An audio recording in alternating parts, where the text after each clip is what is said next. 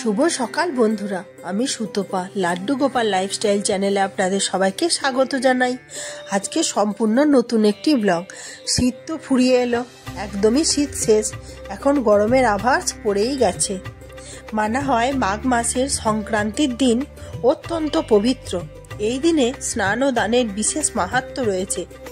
ধর্মীয় ঐতিহ্য অনুসারে মাঘ সংক্রান্তির দিনটিতে সূর্যদেব, রাধা মাধব এবং গোপাল সোনা ও লক্ষ্মীনারায়ণের সাথে গৃহে সমস্ত দেবদেবীর নিত্য পূজা করলে গৃহে সুখ এবং সমৃদ্ধি বৃদ্ধি পায়।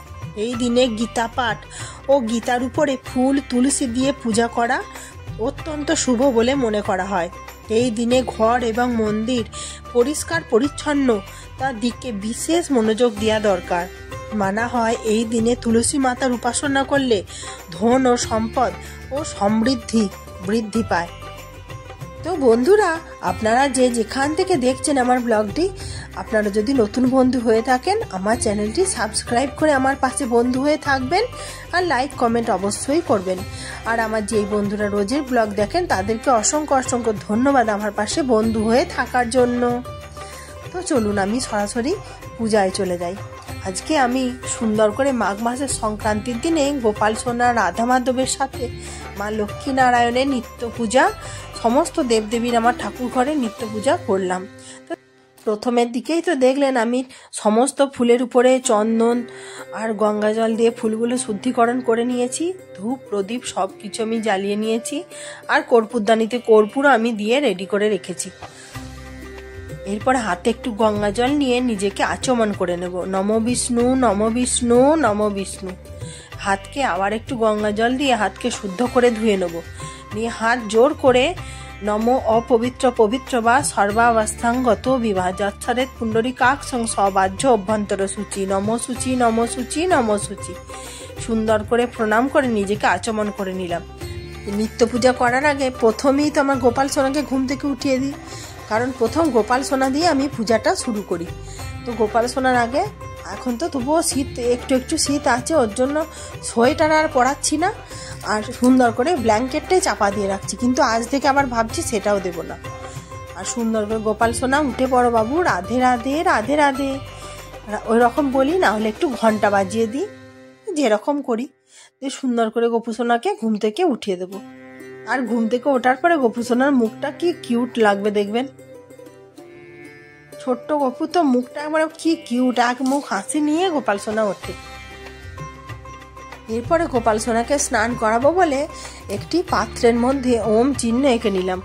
আর এই পাত্রটি গোপাল সোনা স্নান করার জন্য আবার একটা নতুন কিনেছি। একটা ওম এঁকে নিলাম, না হলে অষ্টদল কমলা আঁকা যায়, স্বস্তিক চিহ্ন আঁকা যায়, যার যেটা ভালো লাগবে। আর একটু তুলসী পত্র সুন্দর করে দিয়ে দিলাম, দিয়ে গোপাল সোনাকে বসিয়েও দিলাম। আর জলটি সুন্দর করে প্রস্তুত করে নিলাম, অগরু দিলাম, আর ওর মধ্যে একটু গোলাপ জল দিলাম। একদমই এই জলটি প্রস্তুত করব, আর গোপাল সোনাকেও স্নান করবো, সমস্ত দেবদেবীকেও স্নান করাবো, আর শিব ঠাকুরকেও স্নান করাবো। সুন্দর করে চন্দনে একটু দিয়ে দিলাম, আর উপর থেকে একটু ফুল দিয়ে দিলাম। এটা হলো জলটাকে প্রত্যেক দিনই প্রস্তুত করতে হয়। মধ্যমা আঙুলটা ডুবিয়ে নম গঙ্গে চ যমুনে চৈব গোদাবরী সরস্বতী নর্মদে সিন্ধু কাবেরী জলে হসবিন সমৃদ্ধং কুরু, এগুলো সুন্দর করে গোপাল সোনার চরণ যুগলে একটু চন্দন দিয়ে দিলাম।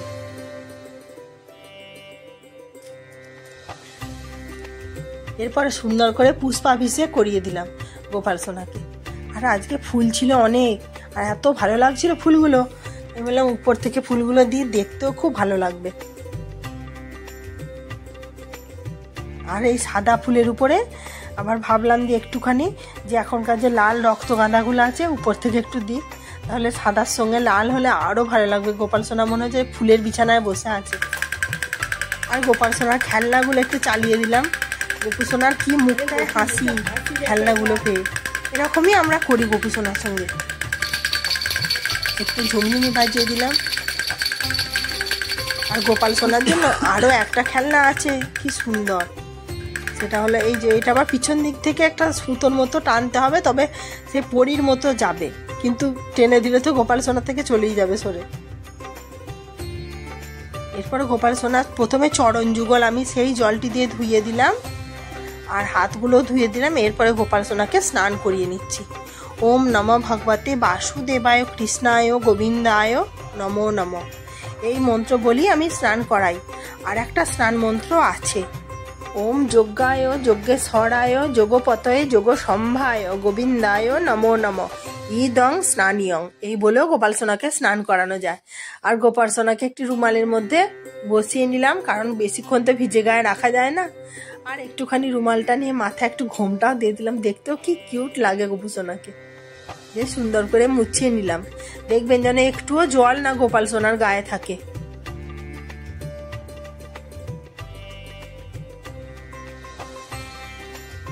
এরপরে গোপাল সোনাকে একটু আমি আতর মাখিয়ে নিয়েছি। আর এরপরে সুন্দর করে, যেহেতু এবারে গরম গরম পড়ছে, একটু পাউডার মাখিয়ে দিচ্ছি।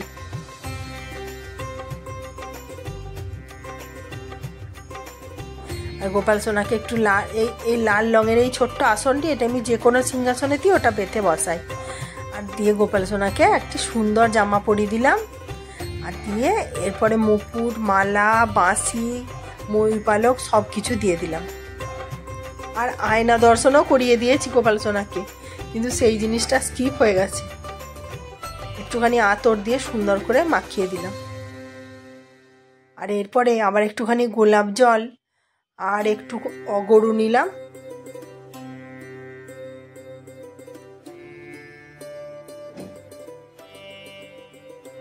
আর একটু গঙ্গা জল নিলাম, নিয়ে সুন্দর করে রুমালটি ভিজিয়ে নিলাম। দিয়ে প্রত্যেকটা ভগবানের বিগ্রহকে সুন্দর করে আমি মুছিয়ে নেব। এটা নিত্য পূজা করার সময় প্রত্যেক দিনই এই কাজটি করতে হয়। রাধারানী, শ্রীকৃষ্ণ, আমার গণেশ ঠাকুর, এদিকে আছে মাতা সরস্বতী দেবী, এদিকে আছে মাতা লক্ষ্মী নারায়ণ। একদম মা লক্ষ্মীর বাহন প্যাঁচাকেও মুছিয়ে নিলাম। এরপর সুন্দর করে রাধা আর কৃষ্ণকে আমি একটি মালা পরিয়ে দিলাম। এখন এই শীতকালে এই মালাগুলো খুব ভালো লাগে দেখতে। আর শ্রী গণেশকে একটি মালা পরিয়ে দিলাম।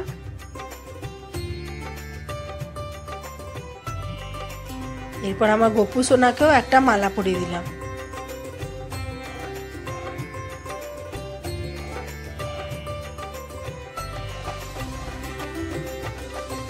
এরপরে মা লক্ষ্মীর ঘটেও একটি মালা পরিয়ে দিলাম। যেহেতু আজকে বৃহস্পতিবার, মা লক্ষ্মীর ঘটও আমি সুন্দর করে পেতে নিয়েছি, আলপনাও দিয়ে দিয়েছিলাম। সবটা যদি আপনাদের সঙ্গে দেখাতে যাই প্রচুর বড় ভিডিওটা হয়ে যাবে, ওর জন্য একটু স্কিপ করে দিয়েছি। আর মা লক্ষ্মী নারায়ণকে একটি সুন্দর ওই ফুলের মালা পরিয়ে দিলাম। আর মাতা সরস্বতী দেবীকেও একটি রজনীগন্ধার মালা পরিয়ে দিলাম।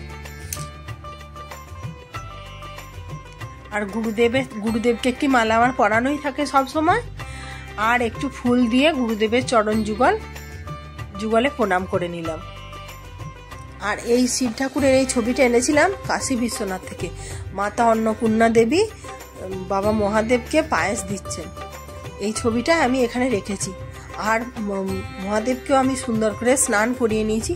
সবটা আমি দেখাতে পারলাম না, কারণ অনেকটা বড় ভিডিও হয়ে যাবে। আর একটু ঘি দিয়ে সুন্দর করে আমি মাখিয়ে দিলাম। এই কাজটা আমি বলি না, আমি রোজই করি।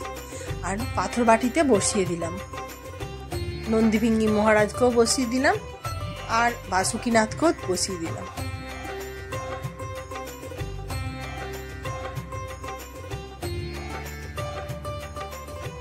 আর বেলপাতাটাও পাশে দিয়ে দিলাম, কারণ ওই বেলপাতাটা আমার থাকে। আর এই ছোট্ট যে বেলপাতাটা আমি নন্দীভিঙ্গিকে দিলাম, এটা কাশী বিশ্বনাথ থেকে এনেছিলাম। আর পৈতেটাও বাবাকে পরিয়ে দিলাম। আর ত্রিশূলটা বাবার সামনে রেখে দিলাম। এরপর এই মালাটি নিয়ে সুন্দর করে পুরোটা আমি ঘিরে দিলাম। আর বেলপাতাটা একটু সুন্দর করে অশ্বগন্ধা চন্দন লাগিয়ে, আর বাবাকে একটি অশ্বগন্ধা চন্দনের তিলকও পরিয়ে দিলাম। নন্দীভিঙ্গি আর বাসুকীনাথকেও দিয়ে দিলাম। আর একটি বেলপাতা উপর থেকে দিয়ে দিলাম। আর দূর্বাও দিয়ে দিলাম। আর এই অপরাজিতা ফুলটি আমার গাছে ফুটেছিল বলে বাবা মহাদেবকে নিবেদন করলাম। আর রাধা কৃষ্ণ চরণে একটি গোলাপ ফুল দিলাম। আর একটু তুলসী পত্রও দিলাম। এতানি সচন্দন তুলসী পত্রানি শ্রী কৃষ্ণায় নমঃ। আর এখানে ঋদ্ধি মাতা আর সিদ্ধি মাতাকে একটা জবা ফুল দিলাম। আর শ্রী গণেশকেও আমি একটি ফুল দিয়ে পুজো করে নিলাম। শ্রী গণেশায় নমঃ, এতে গন্ধপুষ্পে শ্রী গণেশায় নমঃ। আর এতে গন্ধপুষ্পে শ্রী গোপালায় নমঃ। আর তুলসী পত্র সুন্দর করে দিয়ে দিলাম। এ তানি সচন্দন তুলসী পত্রানি শ্রী গোপালায় নমঃ। শ্রী নারায়ণের চরণে ওই একই মন্ত্র বলে তুলসী পত্র নিবেদন করে দিলাম। আর মা লক্ষ্মীকে একটি লাল ফুল দিলাম। আর এরপরে মা লক্ষ্মীর ঘটের উপরে একটি লাল ফুল দিলাম। আর এমনি সুন্দর করে একটু ফুল দিয়ে সাজিয়ে দিচ্ছি, কারণ মা লক্ষ্মীর ঘটে প্রথমেই শ্রী গণেশকে আহ্বান করতে হয়, তারপর পঞ্চদেবতা, তারপর মা লক্ষ্মীর আহ্বান। আর সুন্দর করে মাতা সরস্বতী দেবীকে একটি হলুদ ফুল দিলাম। শঙ্খের উপরে একটি ফুল দিয়ে পুজো করে নিলাম। আর তুলসী পত্র চন্দন সহযোগে শঙ্খের উপরে দিলাম। এরপর কামধেনুকে একটু সাজিয়ে দিলাম ফুল দিয়ে। আর আজকের দিনে গীতা পাঠ অবশ্যই করতে হয়, আর গীতার উপরে ফুল আর তুলসী পাতা দিয়ে পুজো করতে হয়। আমার যেটুকু সামর্থ্য ছিল ভগবান আমি ভোগ নিবেদন করলাম, তুমি নিজে গ্রহণ করো। আর আমি আমার গুরু মন্ত্র জপ করতে করতে ভগবানকে ভোগ নিবেদন করে দিলাম। আজকে একটু দিয়েছি ফল, মিষ্টি, চকলেট, বাদাম পাটালি, একটু তুলসী পাতা সহযোগে সুন্দর করে ভোগ নিবেদন করে দিলাম। হাত জোর করে ভগবানের কাছে মিনতি করলাম, ভগবান তুমি গ্রহণ করো। আর আমি একটা থালাতেই ভগবানের কাছে ভোগ নিবেদন করি, বলি গোপু সোনা তুমি গ্রহণ করো, আর 33 কোটি দেবদেবী তোমার প্রসাদ গ্রহণ করবে। এরপর আমি আরতি করে নিচ্ছি।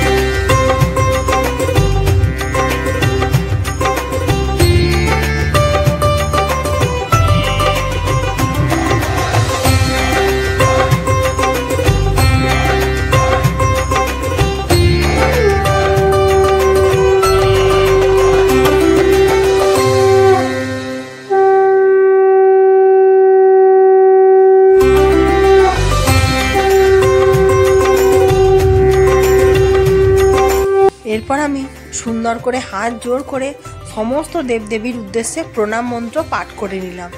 তো আমার পূজা কেমন লাগলো বন্ধুরা অবশ্যই কমেন্টে জানাবেন। আর কিছু যদি ভালো লাগে নতুন বন্ধুরা আমার চ্যানেলটি সাবস্ক্রাইব করে আমার পাশে থাকবেন। আর আমার যেই বন্ধুরা রোজের ব্লগ দেখেন তাদেরকে অসংখ্য অসংখ্য ধন্যবাদ আমার পাশে বন্ধু হয়ে থাকার জন্য। আর প্রচুর প্রচুর বন্ধুদের মাঝে শেয়ার করে দেবেন যাতে আপনাদের মতো সেই বন্ধুরা আমার ব্লগটি দেখতে পারে। তো বন্ধুরা সামনেই আসছে শিবরাত্রি। তো শিবরাত্রির পূজা কিভাবে করতে হয়, কি তার সময়সূচি, কখন তার পারণ বিধি হবে, সমস্ত কিছু আমি একটি ব্লগে শেয়ার করে রেখেছি। আমি অবশ্যই আজকে ডেসক্রিপশন বক্সে সেই ব্লগটি আমি শেয়ার করে দেব।